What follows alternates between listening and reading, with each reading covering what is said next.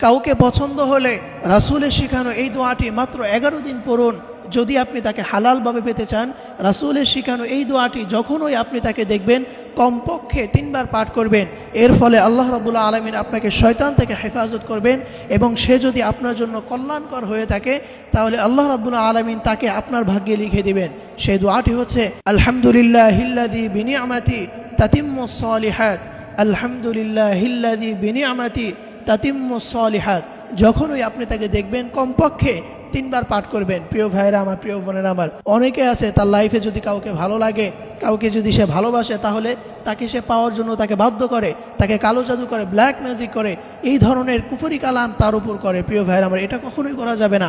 এবং কাউকে ভালোবাসতে বাধ্য করা, এটা ইসলাম কখনো অ্যালাউ করে না। এই জন্য প্রিয় ভাইরা আমার, এই ধরনের কুফরি কালাম আপনারা কখনো করবেন না। আপনার যদি কাউকে ভালো লাগে, কাউকে যদি আপনি ভালোবাসেন, তাহলে আপনি এই দোয়াটা আপনারা বেশি বেশি পড়বেন।